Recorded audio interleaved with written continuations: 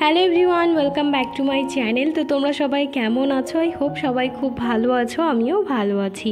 চলে এলাম নতুন একটা ভিডিও নিয়ে। আশা করছি আজকের ব্লগটি দেখতে তোমাদের অনেক ভালো লাগবে। অনেক কিছু মিলিয়ে মিশে ছোট্ট একটা ব্লগ বানিয়েছি, পুরো ভিডিওটা দেখার অনুরোধ রইল। আশা করছি খুব ভালো লাগবে। চলো এবারে ভিডিওটা শুরু করি। তো আজ হচ্ছে রবিবার। এইখানে দেখো পাঁচফোড়ন দিয়েছি, তারপরে পেঁয়াজ, তারপরে কয়েকটা বড়ি ভেজে দিচ্ছি। আর এইদিকে দেখো সর্ষের তেল বসিয়েছি, তেলটা ভালো করে গরম করে নেব।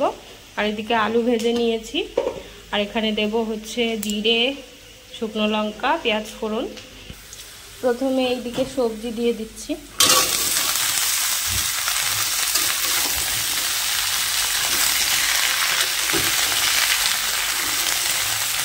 দেখো আমি চিকেনটা ম্যারিনেট করে রেখেছিলাম। আদা বাটা, রসুন বাটা, পেঁয়াজ বাটা, তারপর জিরে, কাঁচা লঙ্কা সব কিছু দিয়ে সরষের তেল, পেঁয়াজ কুচি দিয়ে ভালো করে ম্যারিনেট করে রেখেছি। তেলের উপর দিয়ে দিয়েছি শুকনো লঙ্কা, জিরে ফোড়ন, তারপরে পেঁয়াজগুলো দেখো ভেজে নিয়েছি। এবারে এই ম্যারিনেট করা চিকেনটা দিয়ে দেবো।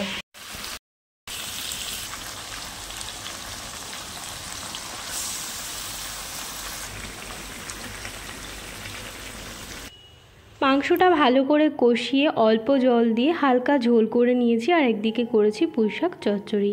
আর এই নেল পালিশটা আমি পরে দেখছিলাম যে কেমন লাগছে, তবে আনিনি, বিকালে গিয়ে নিয়ে আসবো। অন্য কারণে গেছিলাম, তারপর নেল পালিশটা এমনি পরেছিলাম। যাই হোক, এখন হচ্ছে বিকাল 3টে বাজে। 3টে বাজলেই কিন্তু আমি রেডি হয়ে নিই। আমি বাড়ি থেকে বের হই 3:20-তে। তো 3:20-র মধ্যে আমাকে রেডি হয়ে নিতে হয়। তারপর আমি চলে গেলাম নিচে গিয়ে কুষাণের জন্য এক বোতল জল নিয়ে চলে গিয়েছিলাম কুষাণকে নিয়ে পড়াতে। ওকে পড়িয়ে নিয়ে চলে এসেছি। বাড়িতে আসার পরে এসেছিলাম একটু মাঠে। তারপরে দেখো অন্য একটা কালার এনেছি। এই কালারটা ফাইনালি এনেছিলাম। আর দুপুরবেলায় যেটা দেখিয়েছিলাম ওটা ছিল অন্য একটা কালার। তো এটাই বেশি ভালো লাগলো, তাই এটা নিয়ে এসেছিলাম। আজ গণেশ চতুর্থী, যেহেতু এখানে লক্ষ্মী গণেশ একসঙ্গে রয়েছে, তো আমি এখানে লাড্ডু আর ফল দিয়ে পুজো করেছি। সেটাই তোমাদের সাথে একটু শেয়ার করলাম। আর আমি খুব সুন্দর একটা গণেশজির মূর্তি কিনে রেখেছি, তবে সেইভাবেই রয়েছে, মানে দোকান থেকে আমাকে যেভাবে দিয়েছিল কাগজে মুড়ে, তো সেইভাবেই রয়েছে। আমি পরে বসাবো যখন আমাদের মন্দিরটা কমপ্লিট হবে, আর একটা নতুন আলাদাভাবে একটা আসন কিনবো গণেশজির জন্য, এই আশা রয়েছে। পুজো শেষ করে চলে এলাম ব্যালকানির এই শাড়িগুলো তুলে নিতে। এগুলো আমি সকালবেলায় মেলে দিয়েছিলাম। সবাই বলে থাকে ভাদ্র মাসে নাকি এইরকম তোলা শাড়ি রোদ দিয়ে রাখতে হয়, রোদ দিয়ে রাখলে পরে নাকি শাড়ি নষ্ট হয় না। এমনকি দেখবে কিছু কিছু শাড়ি 2 বছর 3 বছর হয়ে যায়। এরকম ভাঁজের শাড়িও আমার কাছে রয়েছে, যেটা আমার পরাই হয় না, 2 থেকে 3 বছর হয়ে গেছে, একভাবেই আছে। তো সেই শাড়িগুলো একটু ভাঁজ খুলে যদি এভাবে রোদে দিয়ে আবারও একটু অন্যরকম ভাঁজ করে রাখা হয়, সেক্ষেত্রে কিন্তু খুব ভালোই হয়। একদিনে আর সমস্ত শাড়ি বের করিনি, অর্ধেকটা বের করে নিয়েছি। আসলে এগুলো আমি পুরোপুরি ভাঁজ খুলেও দিলাম না, একটু বেশি খাটনি হয়ে যাবে। তো এই কাজটা করেও কোনো লাভ হলো না, আমাকে কিন্তু সব শাড়িগুলোই খুলে তারপর ভাঁজ করে নিতে হয়েছিল।